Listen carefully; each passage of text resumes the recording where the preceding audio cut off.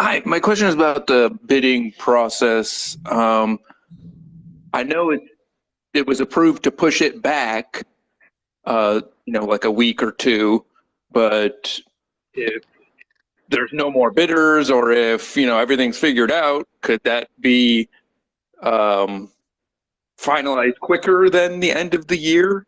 Or, you pretty much see it's going to take that much time and it's going to be down to the wire to the end of the year type deal? I guess just your opinion on Yeah, that. it's definitely going to need that amount of time. Celsius is an incredibly complex business, and so that amount of time is definitely needed. So they put together a very aggressive deadline. Bids need to be in mid-November, and then the whole thing is meant to be wrapped up before Christmas. They obviously put the holidays there in mind as well. And so there's a lot of things to achieve. It's an incredibly expensive process. We're already almost spending more than my entire claim on Celsius just to get this far. And then you've got everything you need to do in order to get into that as well. So that's why we need to make sure that this is something that the community, the creditors want us to do. And so that's why we created that product, because we want creditors to really make the decision about whether they want us to do this, and that's the product that we'll be launching as well. But yeah, it should be.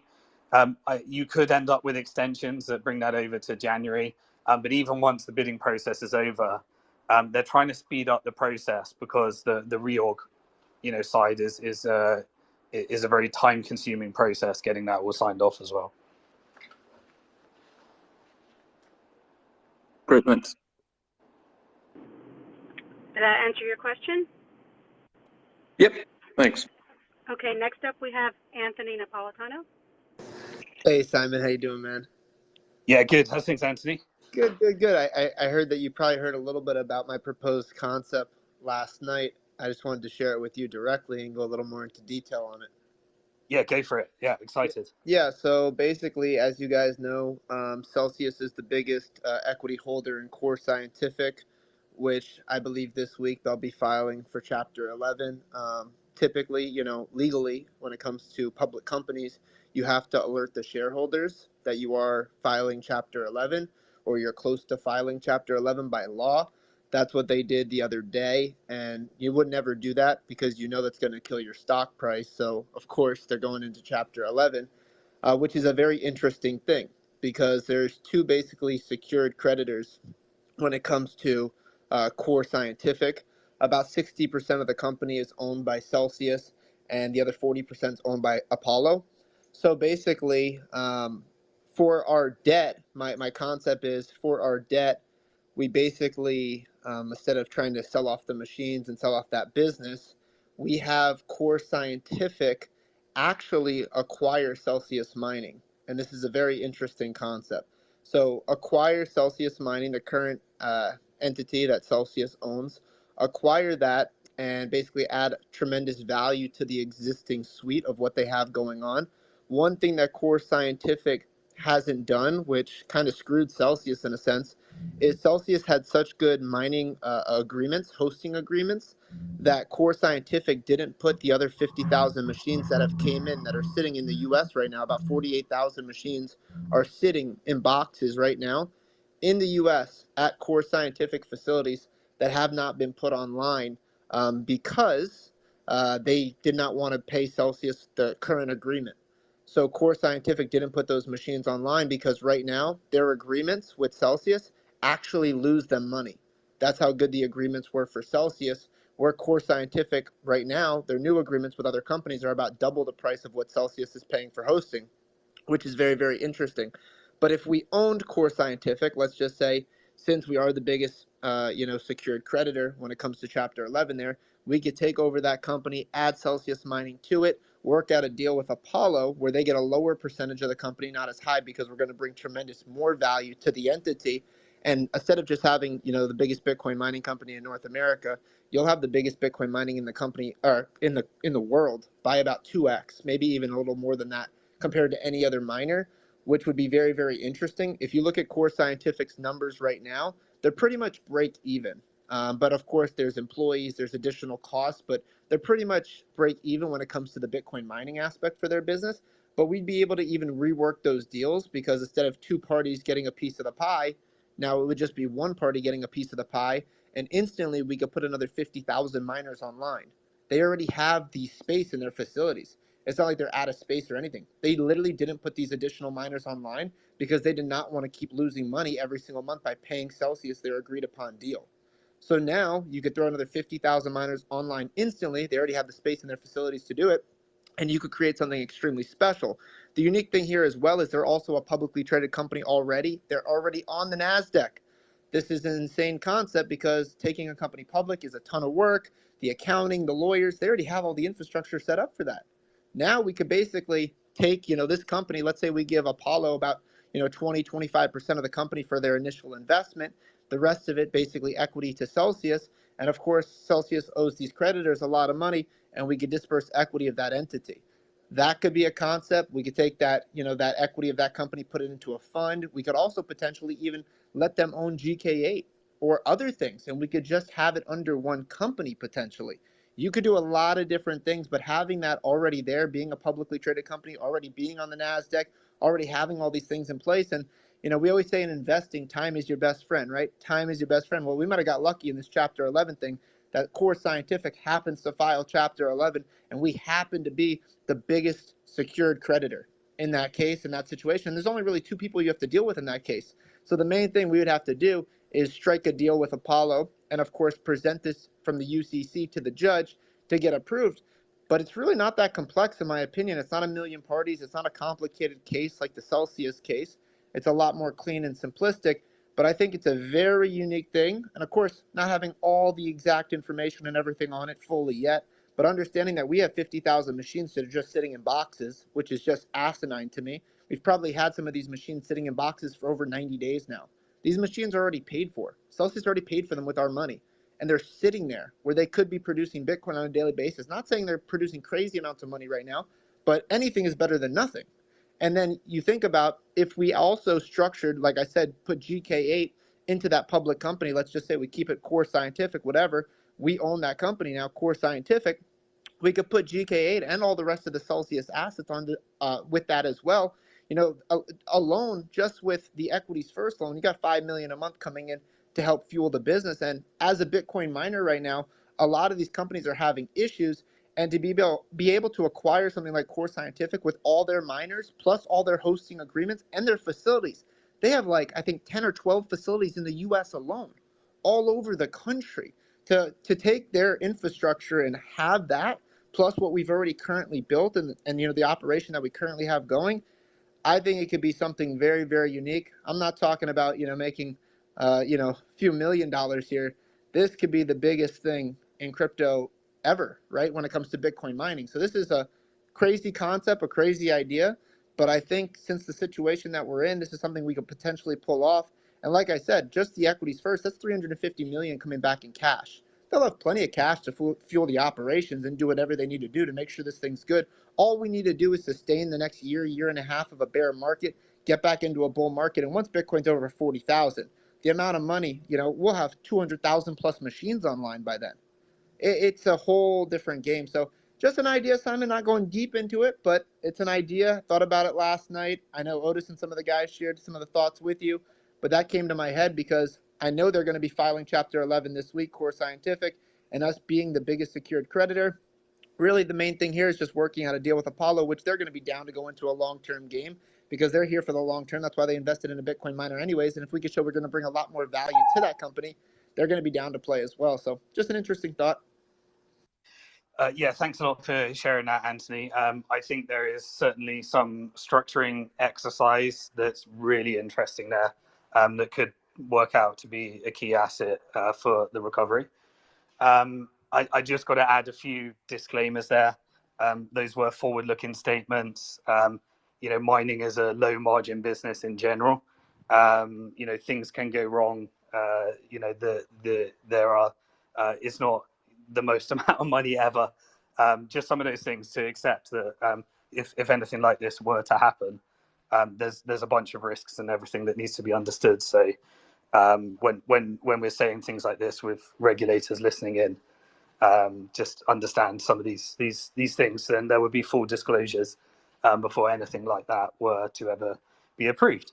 So I just wanted to say that. But yeah, the whole concept of using this opportunity to do an interesting restructuring, and the fact that there already is a public company, is something certainly a great investment banker or team of investment bankers that are really looking into this, as long as the funding can be secured, and the funding is probably the key element there, which historically, if we were in a less distressed market, you could use the debt capital markets if you could buy yourself enough time to do a securities offering. So really, I think the key risk here is somebody that already has sees that vision that you just explained and has the resources and cash flow, putting in a predatory offer and doing it for themselves, versus us being able to use this process in order to ensure that that's structured in a way where we can capitalize upon that. I think that's going to be the key thing. The time thing that you said, time being the most important element here. Thanks, Anthony. Thanks, Anthony. Next, we have Craig Parkin. Yes, Simon. As a thought experiment, I'm sure you've given it quite a bit of thought. What do you think Celsius is going to propose? Craig, are you there? Yes. I actually heard him, Mary. Maybe you couldn't hear. I did not. I'm going to step down if you can just re-add me. Okay, great. Azad, when Mary comes back, if you could add Mary as co-host. What is Celsius going to propose? Well, I think we originally got the Kelvin idea. I don't think an IOU token would get past regulatory scrutiny.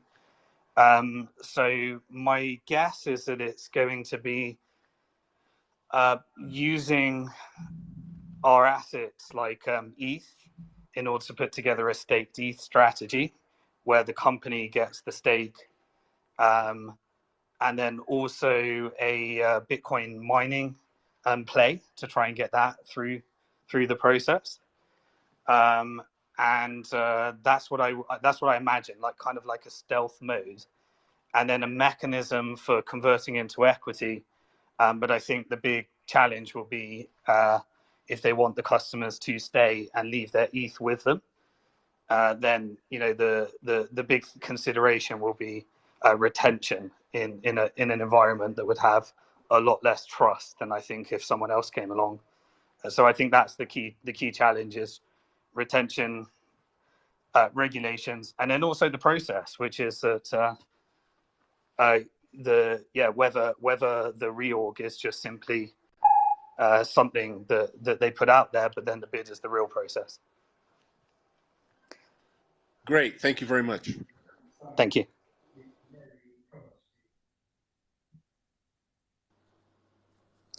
Hey, Azad, can you make me co-host so I can help out? I believe the next person after that was going to be Crypto Man. Simon, can you make Mary co-host, please? I don't have that ability. Okay, doing that now. Go ahead, Crypto Man.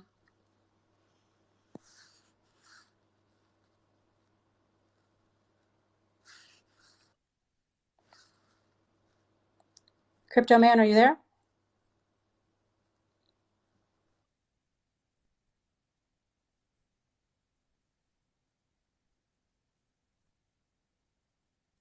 Crypto Man, you there?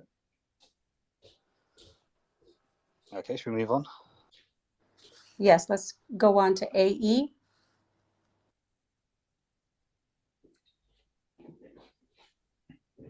Yes, hello. Thank you for taking my call. So, Simon, I watched your video. I'm at work, so I missed the first part of this Twitter space. So I apologize if I'm asking the same question. So regarding funding for a bid, how much funding just so I understand the process, what value are we looking to raise? And then if I were to invest into it, if we didn't reach that sufficient value, what would happen to that money? Yeah, I don't want to give a securities offering in a non-compliant environment. So I'd rather give you all those details under full disclosure once you've qualified to be an investor. So yeah, I can't do that. I can't reveal those details and give a securities offering without being in the right environment to do that compliantly. Okay, all right. Just know enough. it will be coming, and obviously those details will be fully known. The way the Bank to the Future model works is we take a company, we get an institutional investor that does the hard DD work and sets the valuation because they do it by profession, and then our investors can co-invest, based upon their verification and certification status on the platform. Then you have a full disclosure. And then you make the investment decision online, and you have a forum where you can ask such questions with other people that have qualified to be in that environment. Okay. Thank you for your question, AE. We're going to try Crypto Man again. I think he was having connection problems. Crypto Man, are you there?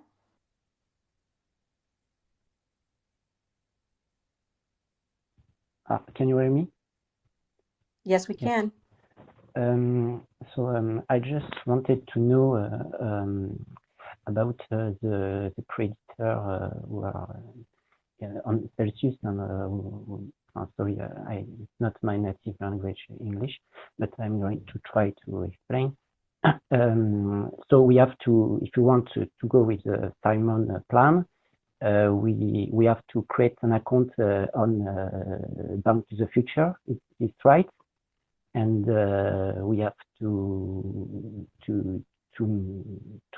verify ourselves on Bank to the Future, if this is right. But right now, the Simon plan is not has not been validated. It's not Simon didn't want the Simon plan hasn't been I think I get the question. For the moment, you didn't get the bid, right? Yeah. So let me explain. So Celsius is in exclusivity, which means that only Celsius can submit a plan. What I did is I tried to give some educational content around how I think a plan could be submitted to make the best of the current situation. And make sure that all the assets go to the benefit of creditors. And so those were just some ideas that I put out there. But in order to, the process is right now, is that if you want to implement a plan, then the Celsius would tell you that you need to get into the bidding process. And the UCC would tell you that you need to work with Celsius during the exclusivity phase. And so then there is two real processes. One is ensuring that the regulators think that you could take on such a challenge. And then the second process is showing that you have suitable levels of funding in order to do that. And so what we're doing at Bank to the Future is, because I've shared all these ideas, and the end process would be, once you enter into a bid, if it had some kind of reorganization, then all creditors would vote on that. And so we find ourselves in a situation where we could build a security for companies that want to bid and raise finance in compliance with the bankruptcy code rules. And then if it gets through because it includes a reorg, then you would vote on that plan at the end of the process, because at the moment only Celsius can, in this example, release that plan. So we've put together a process where you could decide how to back, and I don't want to reveal all details right now, but that's currently being built. And so the first part of the process is to have an account so that we can then share with you how people can fund a company that wanted to be in that process.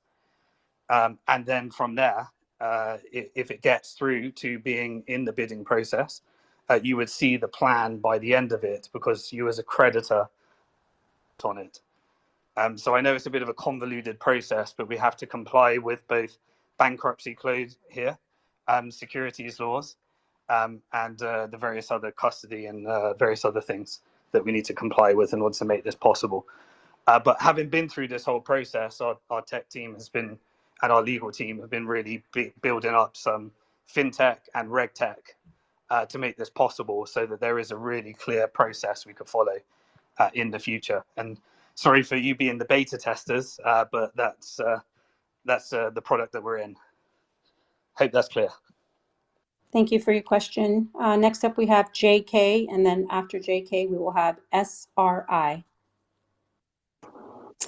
Hey guys, hey Simon, thanks for being here. I guess thanks for having this, I should say.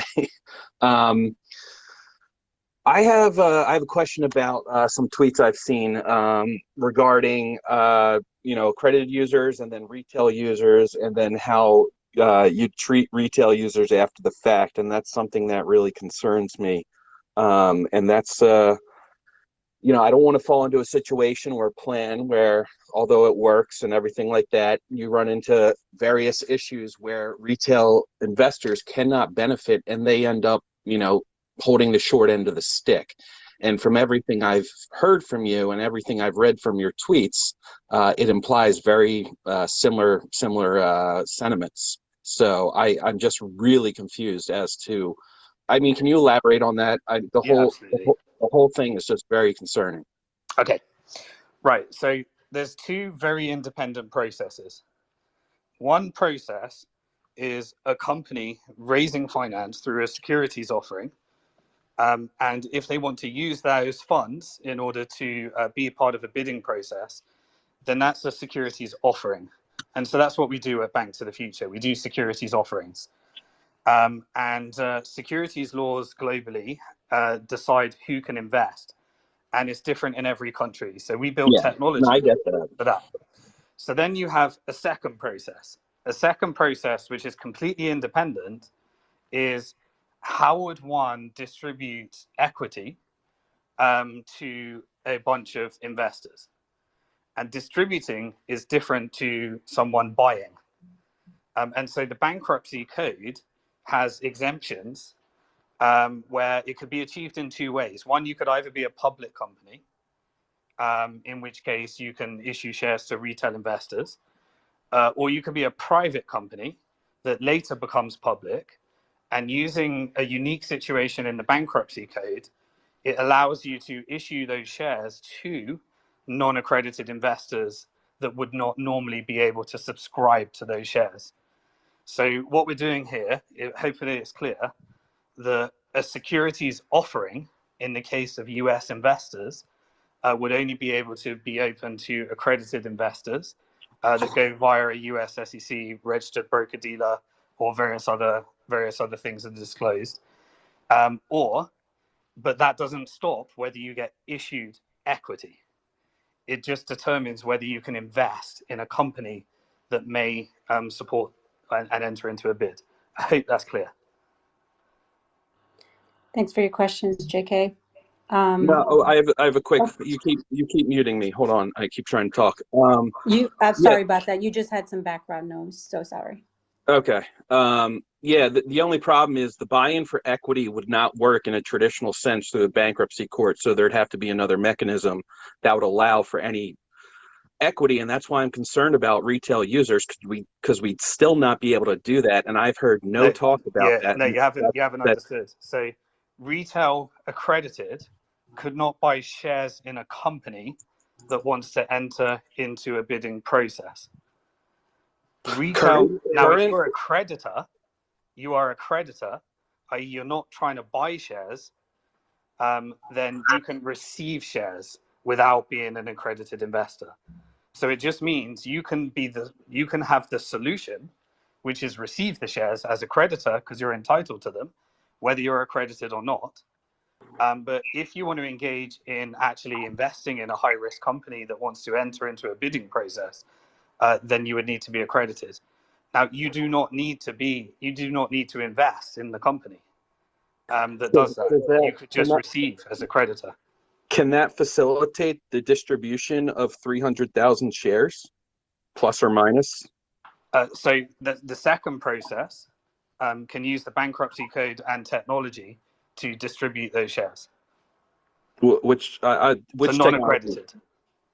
For non-accredited? So Yep. non-accredited, including everybody and all 300,000 shareholders, would be able to receive equity and still get whatever percentage of their coins, whether a haircut or not. Absolutely. I just need to make sure all these pieces are in place before I fully understand what plan. So our because proposal was everybody has their coins in custody and everybody is entitled to some equity.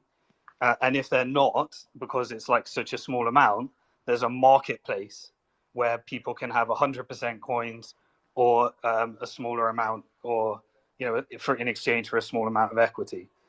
So these are the types of things that we're building right now.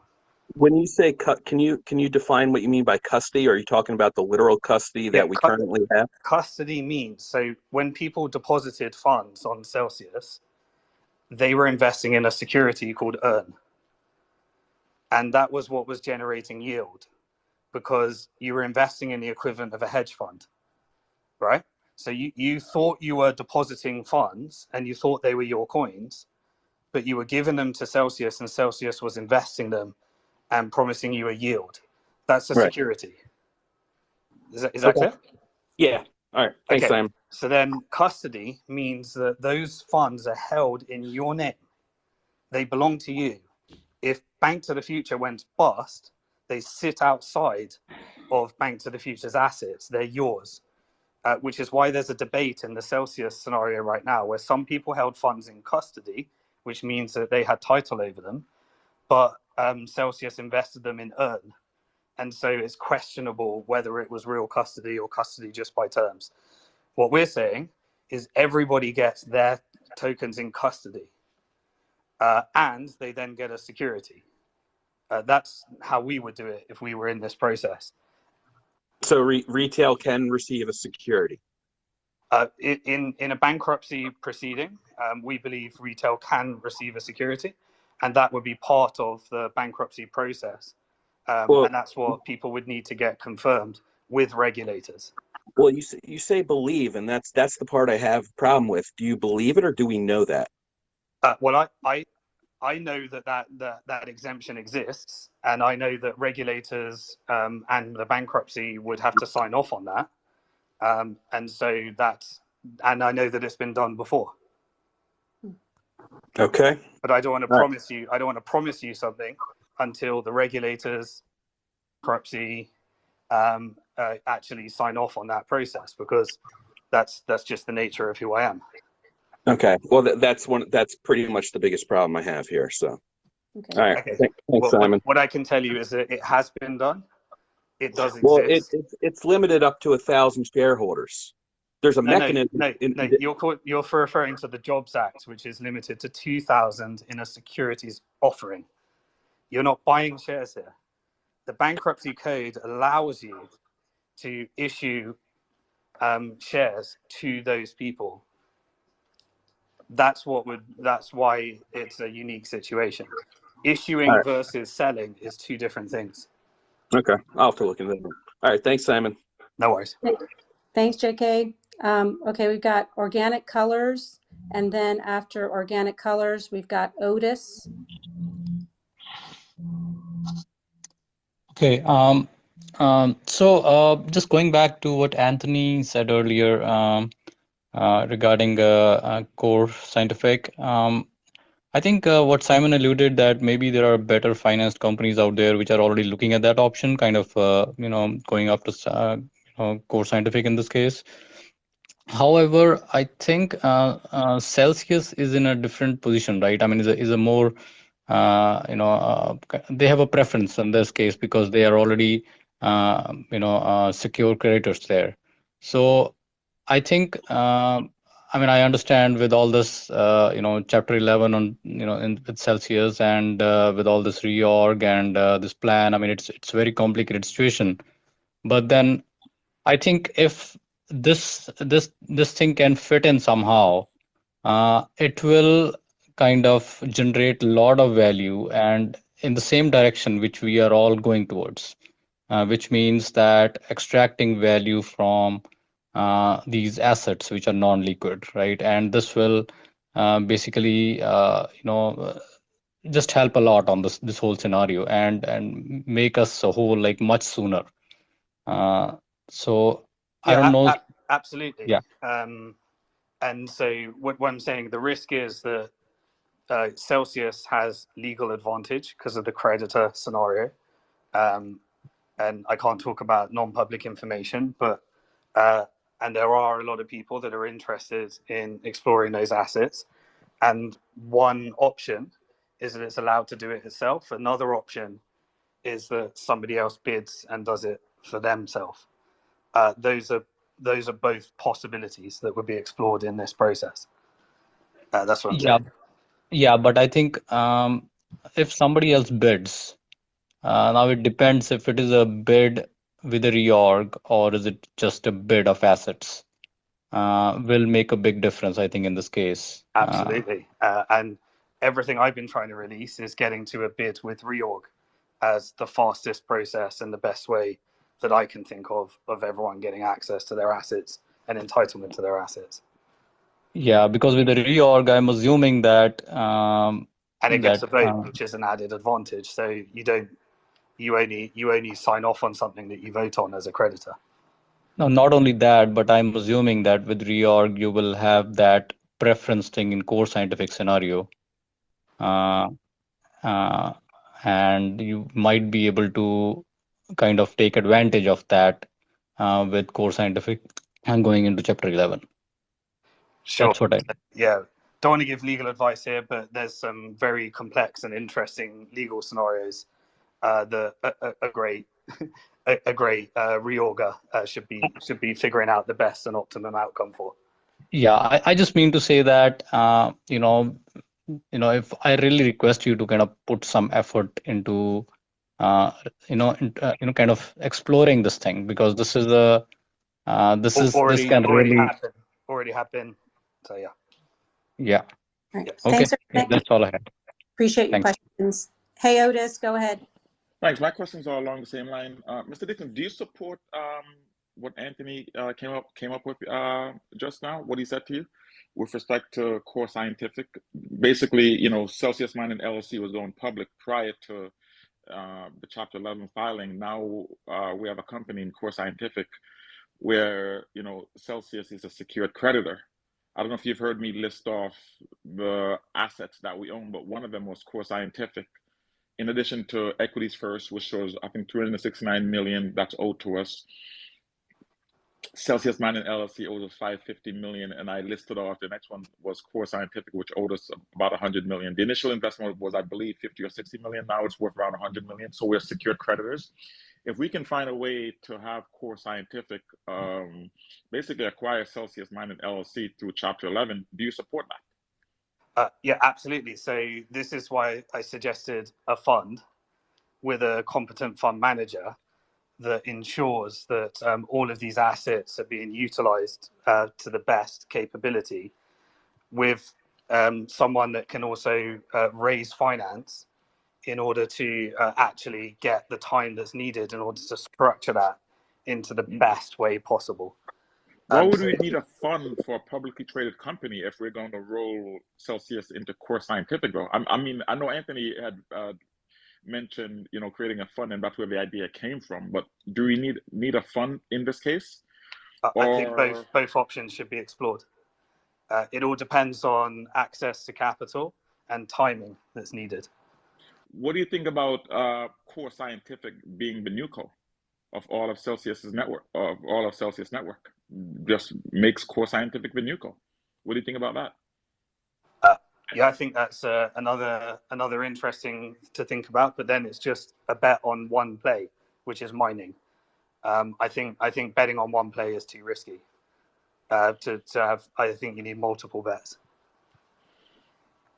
When you say a bet on one play, meaning everything would go. Whereas in Core Scientific doesn't have the ability to do any of the regulated activities. It just becomes one mining operation, which would be one of the assets that I think creditors should benefit from. We can put other things in there and shed out, whatever else that we don't need that requires all this regulatory hurdle. Yeah, But so it's it's just something about I've been thinking about. Yeah. maximizing the recovery and not betting on one thing is the type of thing that I'd be exploring. If we put everything on a mining operation, I think that's a lot of exposure and risk. Would you bet on Bitcoin?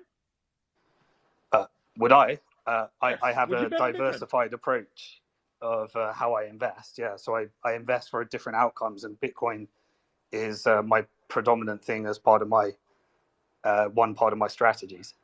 I personally believe Bitcoin and crypto is the future of money. That's just my belief.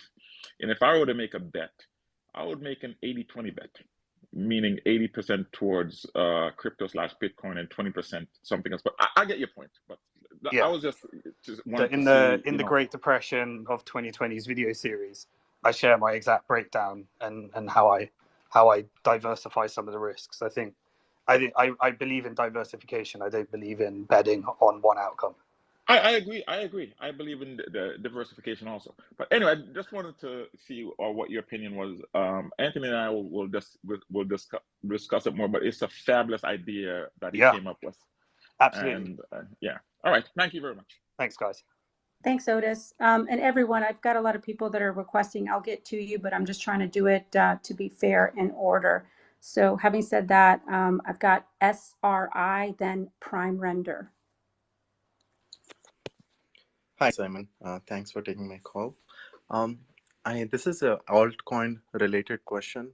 Assuming I had invested an initial value of, let's say, 100,000 worth of USD in a Matic token, and on June 12th, on the date it was freezed, assuming the value of it was 20,000 USD.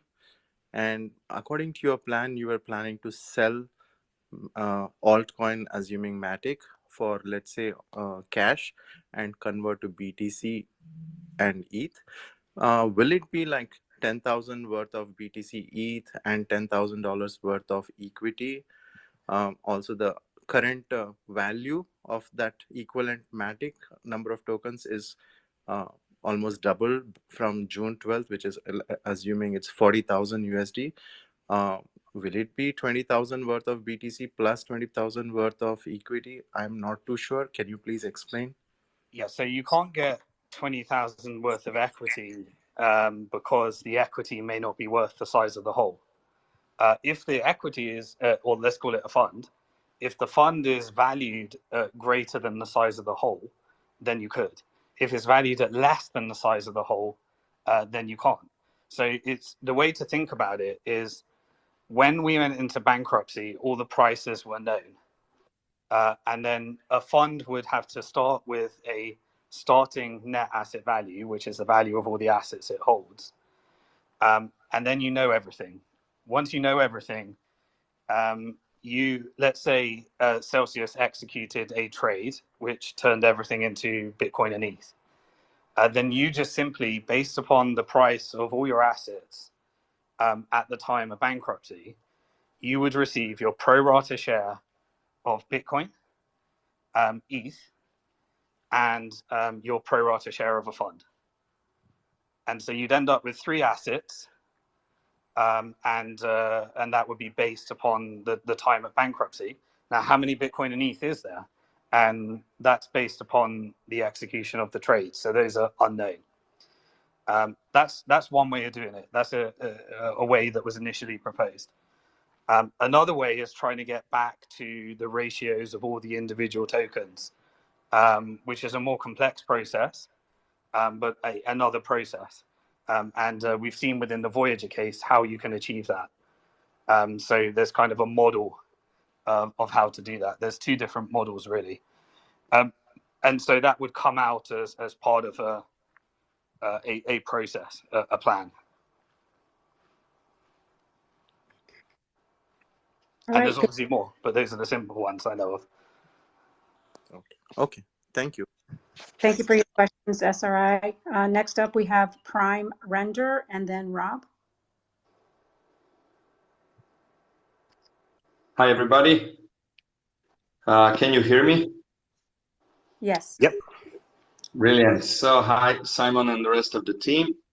I'm sorry if you already answered this. My question is regarding the price of Bitcoin, whether, if it falls down or it goes up, how it affects what is owned to us. Because you are mentioning, the price at the time of filing Chapter 11. So, if let's say I have one Bitcoin and Bitcoin jumps to 34K and the price was 17K, is it now, do I get like half a Bitcoin? Or if the Bitcoin price falls down to 8K, do I get 2 Bitcoins because of the 17K? Or how is this No. calculated? Yeah. In other words, is it like bull or bear? Is it, better for us? Would be one more extension of this question. Yeah. So you're not, even if Bitcoin goes to zero, you can't fill the hole. You can only fill the hole by creating new value and generating, something that can outperform that value. So there is approximately, from the last coin report, a $2.7 billion hole. The more crypto crashes, the smaller that number gets, because Celsius is crypto short. So they owe more crypto than they have, which is the definition of a short trade. So if the market recovers, then the size of the hole gets bigger in just the crypto, in the crypto assets. So if, for example, a strategy was determined, convert everything into Bitcoin and ETH, then the more the price crashes, because they're stable coins, then you would be able to buy more Bitcoin and ETH, and everyone would get a higher pro rata share. If the price recovers, then those stable coins would buy less Bitcoin and ETH, and everyone gets less Bitcoin and ETH. But you're not going to suddenly go from 1 Bitcoin to 2 Bitcoin. The only way for that to happen is for a fund or assets to become worth more in the future. And so if you started with a $2.7 billion hole and you had $1 billion of assets, and over the next 3 years, some of those companies went public, or you ended up with 3 unicorn companies, like GK8 became as valuable as Fireblocks, which is currently worth about 6 billion last time I looked, then you get to fill the hole through the value of the fund increasing long term. And that's how you fill the hole. Or that was the proposal of how to do it. If all those assets go to zero, then you just end up with whatever coins you received in custody. Yeah, okay, yeah, that was what I was wondering. So basically, I understand, because you're looking at the hole in the dollar value. So the dollar value is increasing as the price of Bitcoin. Yeah, remember the coins only impact how much funds you get in custody. We're not asking you to give those coins to the fund. Those are your coins by this proposal. Yeah, I We're understand. not asking you to stake your ETH and then we take the stake or anything like that. We're saying you have your coins, whatever's left. There's a mechanism for distributing them to you. I proposed one, and you hold them in custody where you own them. So we're not investing in them and taking risk, or where those bets could go wrong or right, or make you money or make you less money. They're yours. And then the fund is where there's all the risk. And so the proposal was to create a diversified fund that gives exposure to the growth of the industry, based upon the uniqueness of the Celsius situation and the bidder. And so if the bidder can offer all those services and give equity to the fund, then you could end up with a very diversified play. Okay, thank you so much. I was a little bit confused because the debt is always talked about in dollars. So I thought maybe it was frozen. So, the price doesn't increase or decrease depending on the Bitcoin price. But I understand what you're saying. It's very important, because my whole life I've been teaching people to be a Bitcoin thinker rather than a fiat thinker. And so I've been saying to people, think in Bitcoin, because the more the price crashes. I understand. I'm completely in this situation, 100% Bitcoin thinker. So I was confused with the dollar amounts. I was like, I don't care about the dollars, as long as the Bitcoin amount is there, And that's the issue. When everyone was telling me I had a bunch of Bitcoin on the platform, and I'm not thinking around, oh yeah, give me some dollars and then I'll buy some Bitcoin, because I'm thinking I'm going to have a lot less Bitcoin. I'm thinking about how do we create something that has the potential to get me my Bitcoin back, not my dollars back. And then people get confused with payment in kind. Payment in kind is kind of irrelevant, because it just means you receive less of the same cryptocurrency. And you could have bought that cryptocurrency anyway. I mean, it has a tax consequence, so that's where it becomes relevant. But I'm thinking in this plan, how do I get my Bitcoin back? Not how do I get the dollar value of my Bitcoin back? Thanks for your questions, Prime. Now we have Rob, and then after Rob, Anthony. Thank you. And thank you for your comments today, Mr. Dixon. Are you a broad comment and then a more specific question, if you will? Have you given any thought to using one of these special purpose acquisition companies or SPACs to raise the initial investment and then acquire the private company that is Celsius? Too long. I'd much further leverage buyout or LBO versus SPAC. SPAC is, firstly, they're very out of favor. The markets are awful. Right. And they have a lot of regulatory scrutiny, and regulators hate them. So yeah, we're involved. For example, we're involved. One of our portfolio companies at Banks of the Future is Circle. I mean, for 2 years they've been trying to get that SPAC past regulators. It's yeah. I think personally, if you had more time, it's an interesting. But personally, yeah, I think either using something like Core Scientific, like Anthony suggested, or going for an IPO from scratch, given the time, would be a more direct path. Yeah, or an LBO, I think, is way more efficient and time effective. Do you feel like borrow to buy? Do you feel like your portfolio can already fund sufficient partners in an LBO? Your Rolodex, if you will. Yeah, that's our next challenge. So we'll be releasing the product. We'll be securing the institutional, and then the community can decide whether they want us to do it or not, based upon whether they'd be interested in investing. And your intent is to open that up to accredited investors that are also creditors, as well as people that you may know that want to participate. Do I have that right? We'll follow our usual Bank to the Future model. At Bank to the Future, we get an institutional and professional investor to set the terms and valuation. Right. And if you secure them, then our investors can co-invest on the same terms. Okay. That's the model we always use at Bank to the Future. And that institutional would be an arm's length transaction. That you'd go to a large, and they'd be sort of negotiating against you as the lead investor in the round. Well, we'd just be going to our network of investors. Okay, and then you'd put it out and you'd see whose offers the most compelling, I presume. No, we don't auction. No, we go for an investor. An investor would negotiate terms. That's called the lead investor.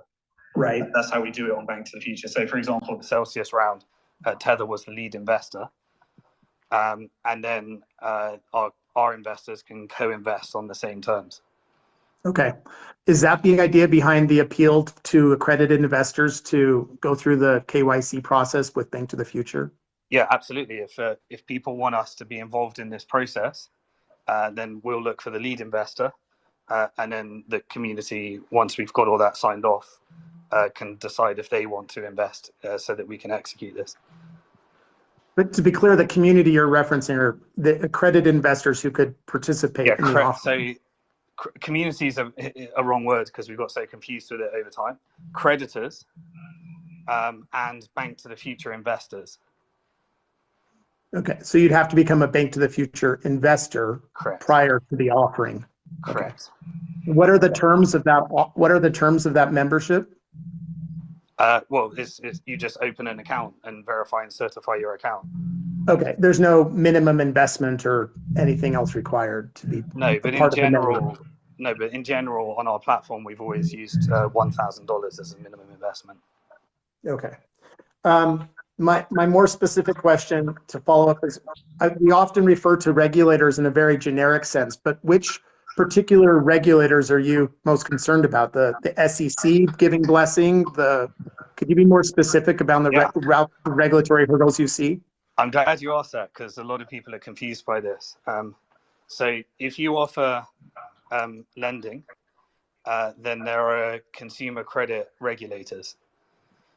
If you offer a security, then there are state regulators, international regulators, and federal regulators. They're all involved in the game. If you're offering custody, then you have money transmitters and money service business regulators. And so they are all involved in the game. And then you have different bodies that act for regulators like FinCEN and various other things. So custody is subject to those money service business money transmitter regulators. Earn is subject to securities regulators, and lending is subject to lending regulators.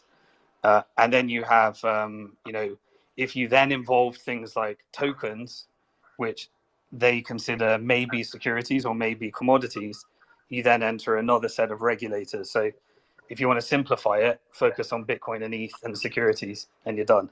It's kind of why I wanted to go for that. Right. So what happens in the event of one regulator is in the broad sense, say, just by way of example, Texas opposes, or probably more to the point, Vermont says we're not interested. What do you do in that circumstance?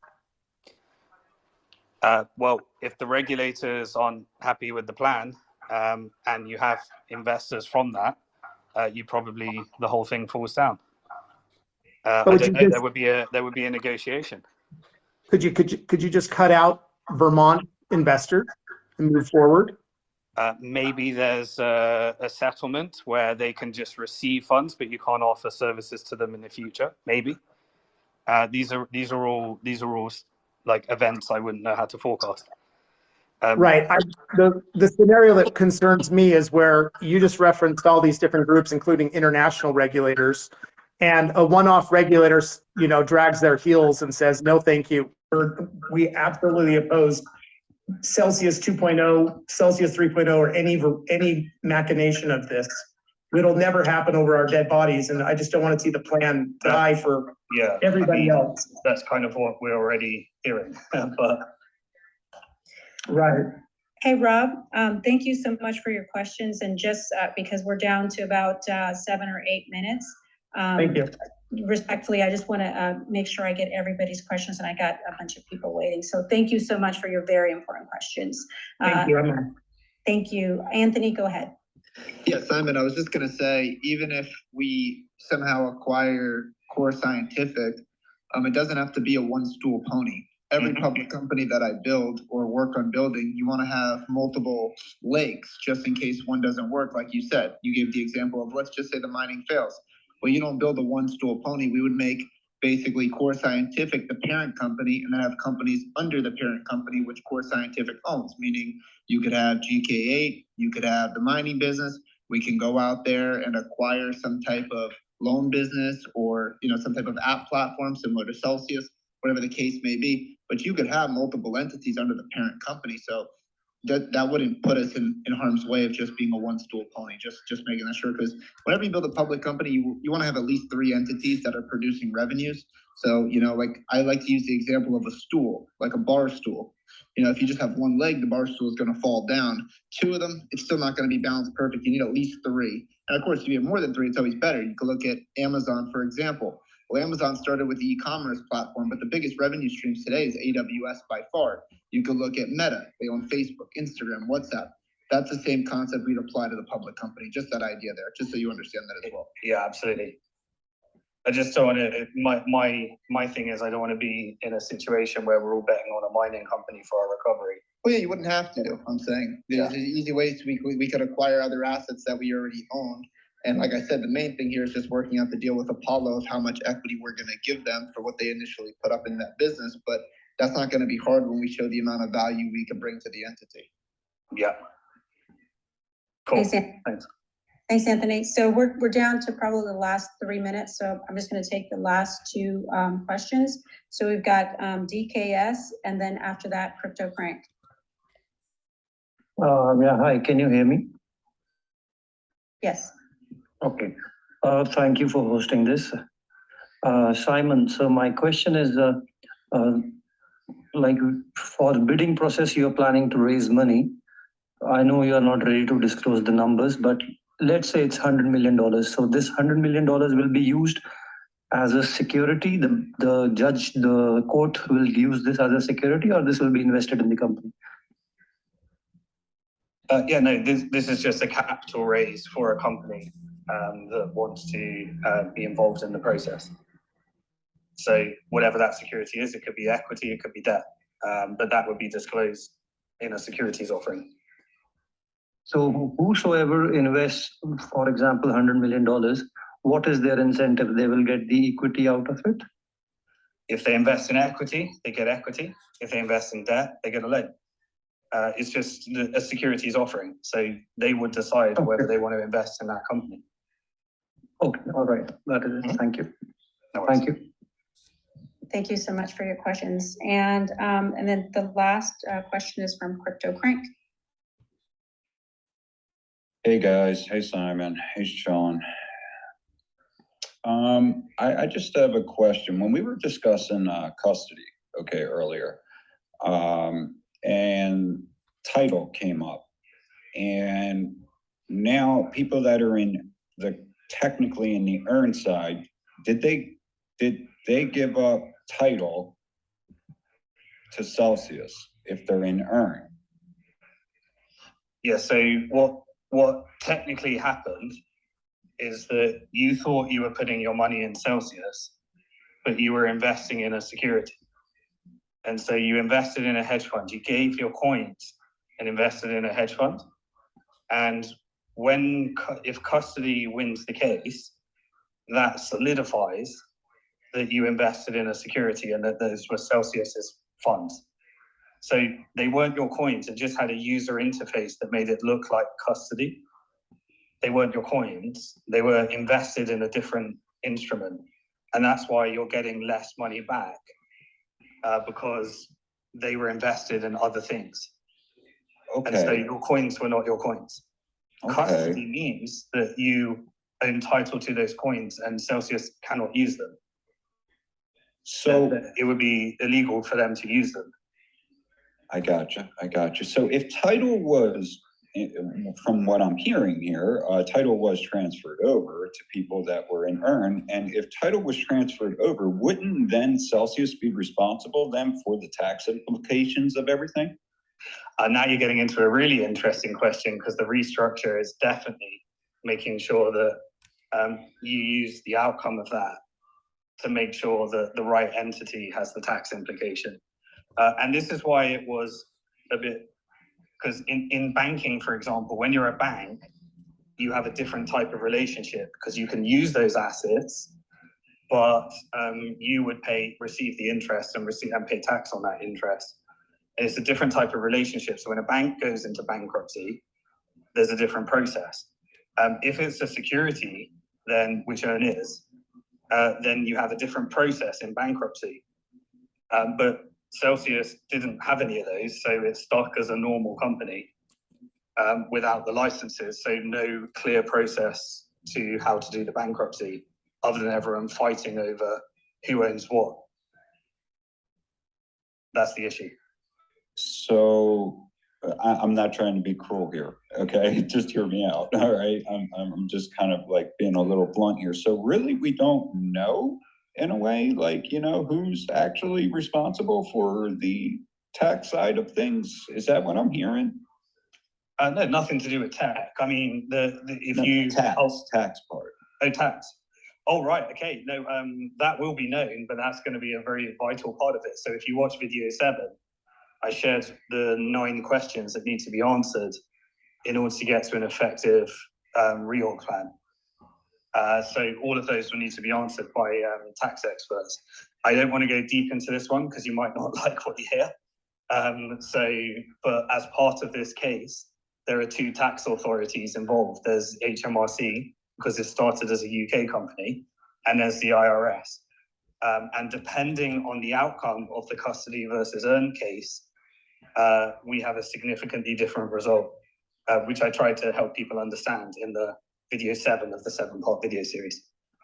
So I'm gonna end it there because you know those questions do need to be answered, and we should be careful what we ask for in constructing how these things are going to work in the end. Okay, so thank you very much for that. I hope it was useful. Just move into the weekly AMAs. As I said, from here on in, I think I've been very clear about what I think. You know, this has been a journey, this Chapter 11 process. Originally, it started when we tried to support Celsius in meeting some of the regulatory requirements. When that didn't quite work, it went into a process of the pause. Then we gave a plan of what we would do in order to support them through that process. That obviously led to a reshuffle of all the assets that is then probably going to lead to certain clawbacks within the internal transactions that happen during that process, and creditors need to benefit from those. Then we went into the Chapter 11 process, and you know, everyone was putting together, and Celsius then has 120 days exclusivity to release a plan. We haven't received a plan yet, but we have received a bidding timetable. So that bidding timetable, according to the timetable, it ends at the end of this year, and then we see that Celsius is saying that they're going to submit a plan, but we haven't seen one yet. And so that's kind of the process that we're in right now. And so from our side, we've put together ideas of exactly what we would do. We're going to then build product to help investors get through and automate some of the challenges and the complexity of such a Chapter 11 process at Bank to the Future. And if anyone would like to participate in that, they need to create an account on Bank to the Future, verify and certify, and then we can let people know if they about any offerings we're doing to be involved in this process. And if those creditors or those investors want us to put a bid in, then that can really be determined based upon that. So it's over to everyone right now. We're very comfortable and happy with our business as it is. But if people want us to be involved in this process, we've put together all the tools. I've already spent almost more than my entire claim in order to try and get us this far. So now we're turning it over to others, and we'll just do this weekly AMA to update you on progress. At a certain stage, we'll only be able to communicate with our shareholders because the process will go to the next stage. So that's kind of where we are right now. I just wanted to let everyone know that this is where we are. So always remember, you're alive at one of the most interesting and exciting times in financial history. We want to turn Chapter 11 into a RegTech and FinTech process using the fact that we've got all this financial innovation. You've been involved in a very, very unique process. And I look forward to seeing where we go. We want to make sure that those assets are for your benefit. And we want to try and avoid any kind of predatory offer that puts us on the wrong side of what comes next in the market. It's been a wild journey. I hope we can do it with peace. I hope we can do it with love. I hope we come to unity. And I hope we can just use technology, because I think we've done enough talking. Now let's just get to doing and see where this process takes us. And hopefully we get to share a very unique journey and look back in this in years to come and say we were a part of that. And that's what I'm excited about. And I hope that they do that and that you get compensated for all this pain and suffering that many of us have been through. So I also look forward to next year, just getting back to business as usual, going beyond this process, and finally actually just getting round to what I originally started with, which was writing my next book, which is what I really enjoy doing, and investing in companies that are building the future of finance. And for anyone that wants to join that, That's what Bank to the Future does. That's what we've been doing from the beginning, and that's what we will continue to do as we transition to what I believe is one of those interesting and exciting times in financial history. Thank you.